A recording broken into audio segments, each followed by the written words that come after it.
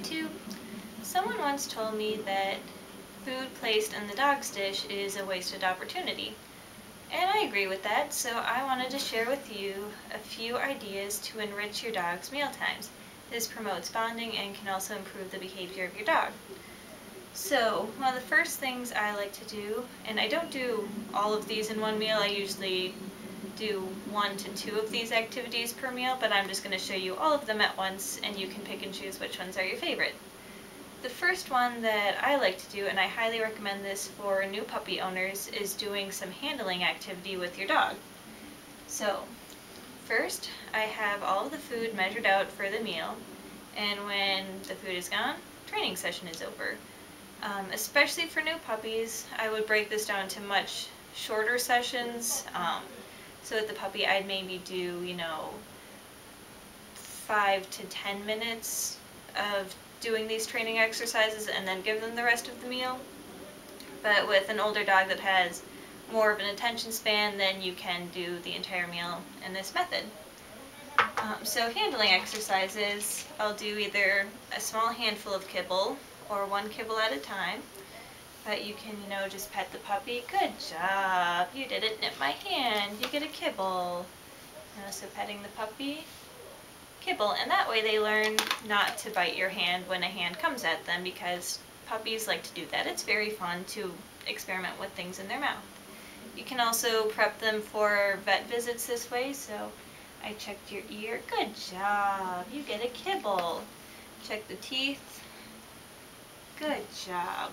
And this teaches them that these things are normal and that they don't need to be stressed out or it's not overexciting and they need to play bite it.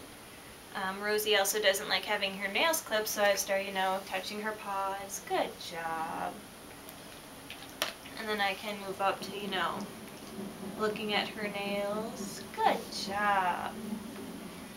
And I even have her nail clipper here with me. I'm not going to clip her nails, but, let her sniff it. Yes, good job. So the nail clippers aren't scary. I can even do, oh, see there we saw a little bit of a flinch because she's nervous. So I'm going to stop right here and give her the kibble. There, yes, good job. As I'm getting more into position for clipping her nail. Yes, good job. And this gets her more comfortable with this exercise and experience without the scary thing actually happening. So when I do go to clip her nails for real, she is going to be more relaxed and it won't be overstimulating. The other mealtime activity I recommend doing with your dog is some obedience training. You can do this by either rewarding them with small handfuls of food, big handfuls of food, or doing it 1 kibble at a time if you have the patience for it. Just doing 60 seconds of training a day with your dog will show you a huge improvement in your dog's behavior and their reliability and their listening skills. So we can just work on some basic obedience with Rosie. You sit? Good girl. Go for that. Shake. Yes. Good job. Leave it. Good girl. So just some really simple things will show you a whole new side of your dog. Your dog will be able to listen to you when they run out the door into the street, when you're at a pet store and there's a dog in there going nuts barking. They'll be more likely to be able to focus back in on you, and that can be a life-saving skill to have. The other thing I like to employ during meal times to give your dog some psychological enrichment are puzzle games. Puzzle games, you can pick them up at the store or you can make your own, so I'm going to be showing you some that I've made today. First one is about as simple as it gets. Just an old cardboard box with some toilet paper rolls in it, paper towels. And what you do with this one is just take a handful of food, put it in the holes. As long as your dog gets them out, they're winning. So there's no right or wrong way to solve this one, so long as they fit the food. Hey you! Are you tired? Go get your dinner. They can rip them out, or she just likes to shove her face until she finds the food in there. Good job. So yeah, my next puzzle game is one of my favorites, but it comes with a very strong warning. This one has the potential to be dangerous. So if you have any doubts with your dog using it, do not use it. I don't want anyone's dogs having to go to the vet on my account. But if your dog can use it responsibly, it is absolutely fantastic. It's really, really great mental stimulation.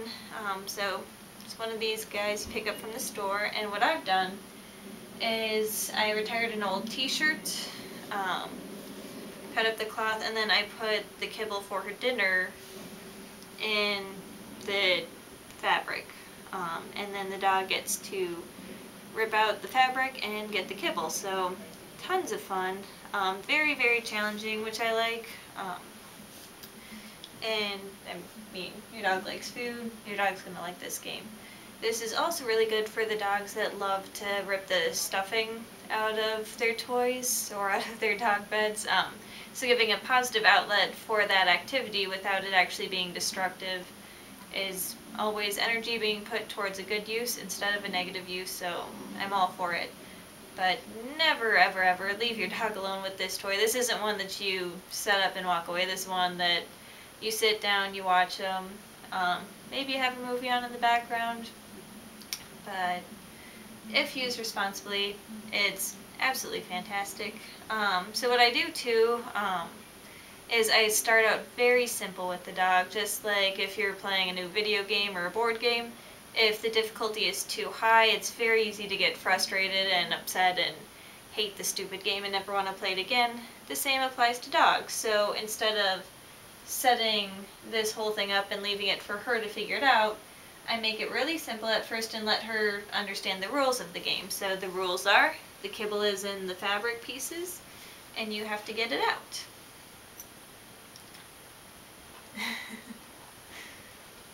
And once she's figured out how to get it out, then we can move on to ripping it out.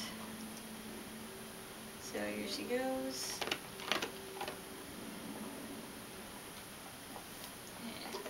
And she already knows the rules. Here you go, girl. It's fun too, because sometimes as they kick it around, they get free pieces of kibble. So there we go.